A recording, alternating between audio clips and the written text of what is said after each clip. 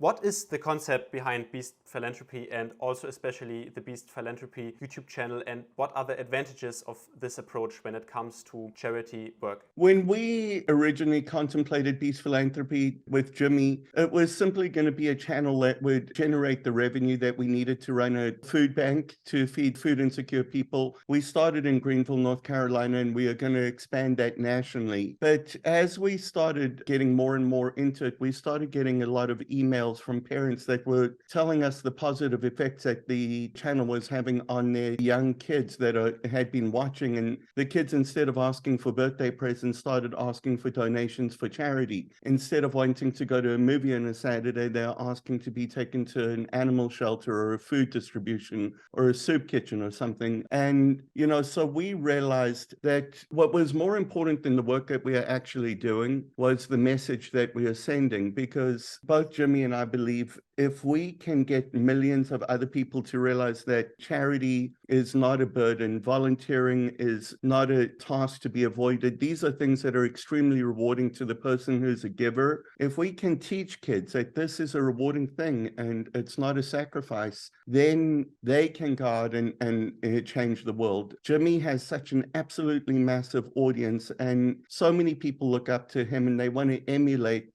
him, and they see that he gained so much success through being kind and generous, and that Jimmy genuinely enjoys doing it, and that helps inspire them. Like I said, when we originally contemplated the channel, it was just going to be a revenue engine for a food bank. We also realized along the way that if all we were doing was videos about food distributions, the channel was going to get really boring and we wouldn't get engagement. So we started expanding the breadth of the work that we started doing, and we started building wells in Africa and schools around the world and helping with medical, educational. We're still doing food distribution. It's still a primary responsibility for the philanthropy, but we're distributing around 400,000 meals a month now and growing very fast, and we're spreading around the nation. So that's still part of our program, but we've expanded it so that we can create content that's engaging for our audience rather than being repetitive. So by having an active channel with a lot of kids that watch it over and over, this is a way to influence them in such a positive way to show them the meaning of kindness and empathy. So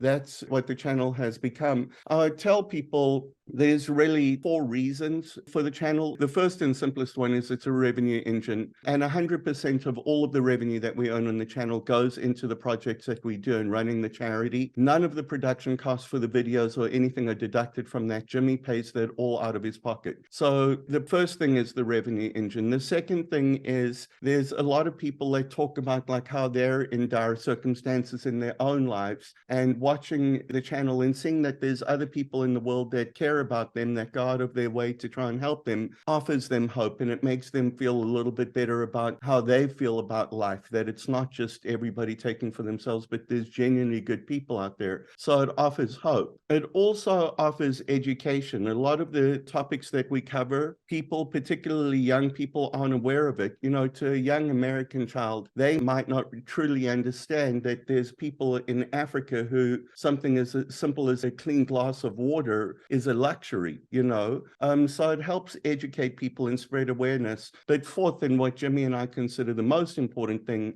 is planting seeds in our young audience's minds and teaching them about kindness and sharing and caring about other people. One of the things that frustrates me the most is how people are really willing just to abdicate all responsibility for helping other people to the government or, to somebody else. Until we start learning to take care of one another and caring about one another, we're not going to fix the world. But if we can teach a generation of people, and Jimmy has over 383 million subscribers across his channels across the world, including TikTok and Instagram. If we can teach an entire generation of kids to care a little bit more than the generations before them, then we can truly have an impact in the world through the actions that we inspire rather than the actions that we try to undertake ourselves. And concretely, how does having such a YouTube channel help to reach more people and raise awareness, like you said?